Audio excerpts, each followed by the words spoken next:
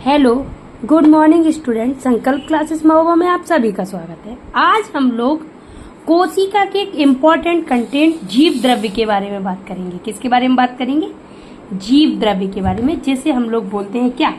Protoplasm. तो dear, सबसे पहली और इम्पोर्टेंट लाइन है कि जीव द्रव्य जीवन का सार है। क्या है? जीव द्रव्य जीवन का सार है।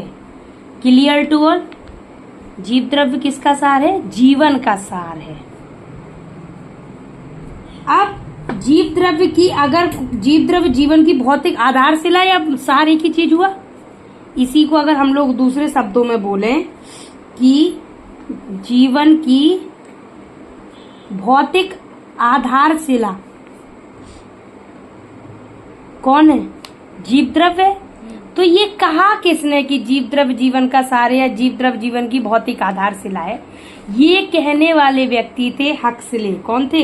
हक्सले ने कहा था ये। क्लियर? जीव द्रव्य जीवन का सार है, जीव द्रव्य जीवन की भौतिक आधारशिला है। ये बात किसने कही? हक्सले ने। जीव, अब देखें, जिनमें जीव द्रव्य पाया जाता है, जीव, तो वो क्या है? जीवित कोशिकाएं। क्या कहेंगे? जिन कोशिकाओं में जीव द्रव्य उपस्थित, तो वो कैसी कोशिकाएं होंगी? जीवित कोशिकाएं।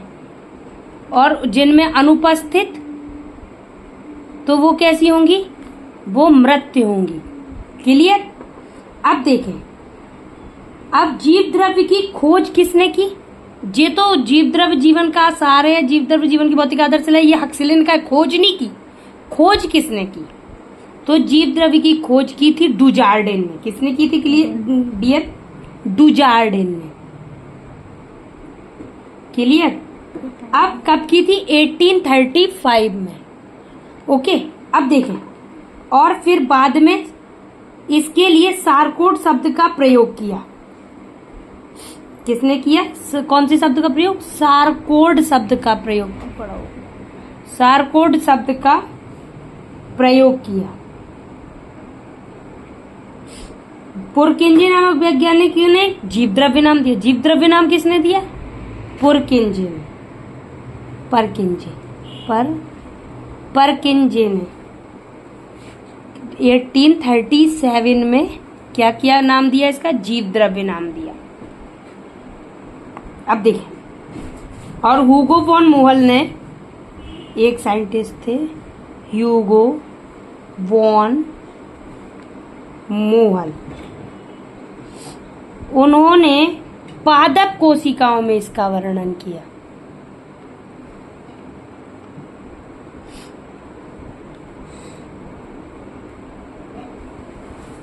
क्लियर? तो इतनी बात अपन को समझ में आई। अब देखें, जीव द्रव्य कैसा होता? जीव द्रव्य गाढ़ा, चिपचिपा। भौतिक गुण क्या है इसका? Physical properties. ये कैसा होता? ये स्वच्छ,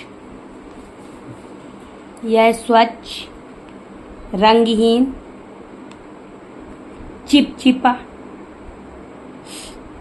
चिपचिपा दिखाई देता है। चिपचिपा होता है। और ये कभी कभी क्या होता कि विभिन्न पदार्थों के अनेक कण होते, तो इस कारण से ये चिपचिपा, लचीला और कणिकामय भी हो जाता है। कभी कभी ये कैसा हो जाता? चिपचिपा, लचीला और कणिकामय। क्लियर? ओके, अब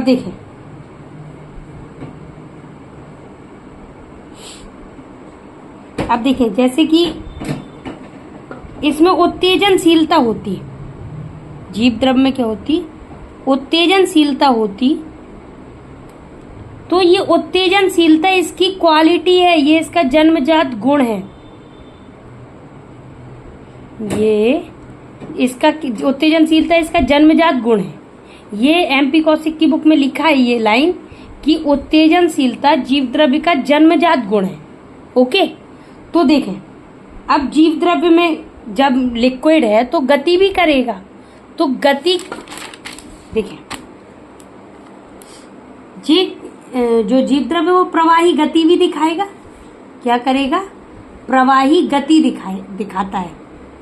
ठीक है, तो गति, पहला टाइप का गति जो होता है वो जीव द्रव्य भ्रमण है। क्या है? जीव द्रव्य भ्रमण है। तो जीव द्रव्य भ्रमण जो है, यह भ्रमण दो प्रकार का होता है। जीव द्रव्य भ्रमण कितने प्रकार का होता है? दो प्रकार का होता है।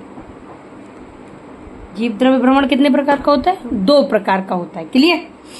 अब यदि जीव द्रव्य, जैसे ये कोई कोशिका है, मान लीजिए ये कोई कोशिका है।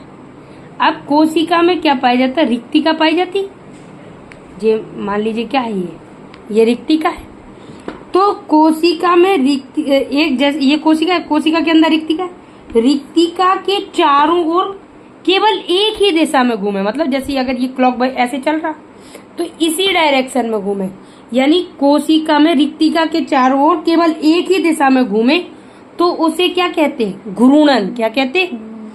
यदि जीव द्रव्य, क्या कहेंगे? यदि जीव द्रव्य एक कोशिका के अंदर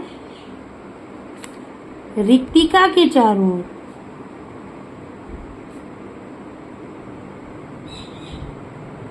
एक ही दिशा में घूमे, एक ही दिशा में घूमे, तो वो क्या कहलाएगा? तो घूर्णन कहते हैं। उसे क्या कहते हैं? घूर्णन कहते हैं। आपको समझ में आया? ये एक सेल है, मतलब एक कोशिका है। कोशिका के अंदर क्या है? रिक्तिका। अब रिक्तिका में मतलब कोशिका के अंदर जीव द्रव्य पाया जाता है। रिक्तिका तो खाली जगह होती है उसमें। तो अगर ये इसके चारों तरफ एक ही डायरेक्शन में घूमे तो उसे क्या कहेंगे? घूर्णन कहेंगे। क्या कहेंगे? घूर्णन। आप देखें, अगर वो मान लीजिए जैसे ये कोशिका है, अब यहाँ पे समझिएगा आप, ये रिक्तिका है।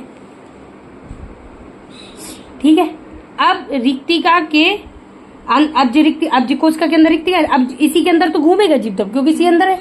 तो जब जीव द्रव्य अनेकों दिशाओं में घूमे, मतलब कोई फिक्स डायरेक्शन नहीं, चाहे जहां आवारा बच्चे की तरह, इधर को भी, उधर को भी, इधर को भी, उधर, मतलब चाहे जहां मन करे। तो जब अनेक दिशाओं में घूमता तो उसे कहते परिसंचरण। क्या कहते? यदि कोशिका के अंदर रिक्तिका के चारों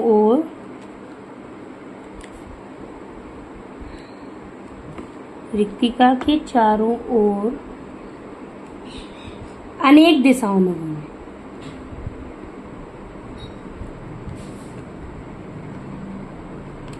तो उसे क्या कहेंगे? तो उसे कहेंगे परिसंचरण। क्या कहेंगे? क्लियर? परिसंचरण कहते हैं। ये आपको समझ में आया? अब देखें, तो अब ये तो एक टाइप था उसके जीव द्रव्य भ्रमण था, ये क्लियर हो गया आपको। अब नेक्स्ट होता है पक्षमाविकीय गति। क्या होती है? पक्षमाविकीय गति। तो जो पक्षमाविकीय गति है, सीलियरी मूवमेंट, तो इसके नाम से ही पता चल रहा पक्षमाविकीय गति, यानी ये किसके द्वारा होगा? पक्षमाविका के द्वारा। किसके द्वारा ये मोशन होगा? पक्षमाविका के द्वारा। तो इसमें गति पक्षमाविका के द्वारा होती है। इसमें गति पक्षमाविका के द्वारा होती है। क्लियर? तो ऐसा किस में पाया जाता?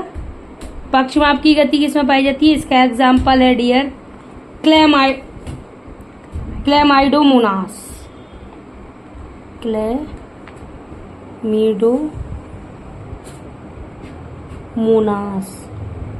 क्लियर? अब देखिए, अब नेक्स्ट होती अमीवीय गति। ये तो डियर वेरी इजी है, अमीवीय गति।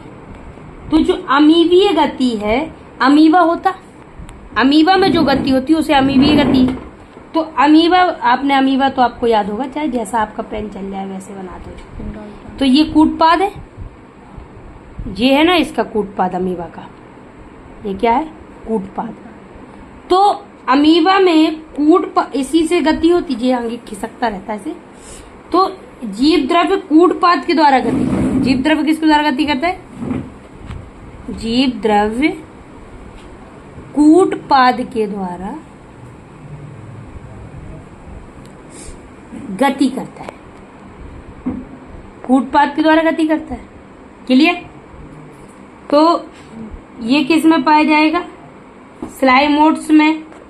किस में पाया जाएगा, स्लाइमोड्स। एग्जाम्पल इसका कौन होगा, स्लाइमोड्स।